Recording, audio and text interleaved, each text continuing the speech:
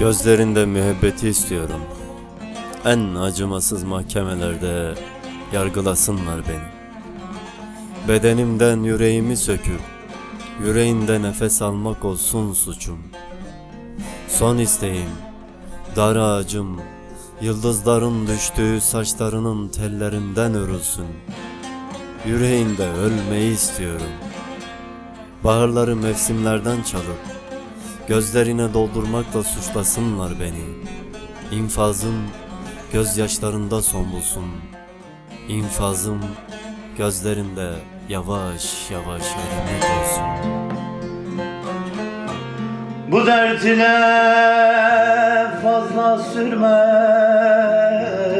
ölürüm. Yaktığım ağıtlar sizlerde kalsın. Perişanım, gayrı sonum görürüm.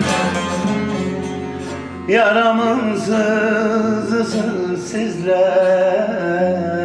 kalsın. Yaramsızlar, yaramsızlar, derd içimde yaramsızlar. Kaderim böyleymiş meğer. Yaramsızlar, yaramsızlar. Yaramsızlar, yaramsızlar, derd içimde yaramsızlar. Kaderim böyleymiş dostlar. Yaramsızlar, yaramsızlar.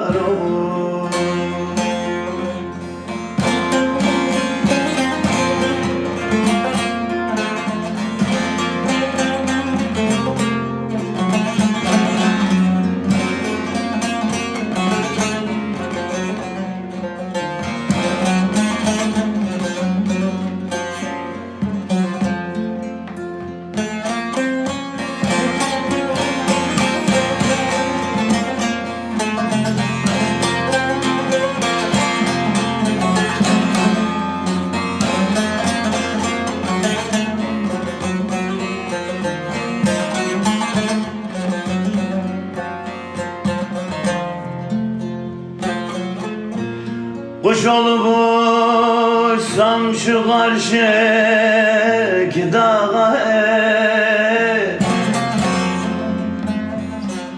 varsam gitsem son kez gayrı sılaya. Ölmeden yüzümü sürsem toprağa,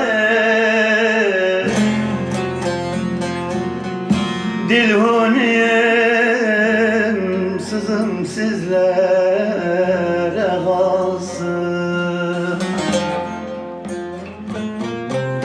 Yaramsızlar, yaramsızlar, derd içimde yaramsızlar. Kaderim böyleymiş dostlar. Yaramsızlar, yaramsızlar.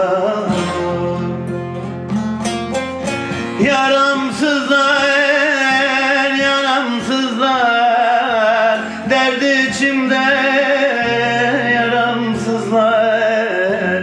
Kaderim böyleymiş dostlar. Yaramsızlar.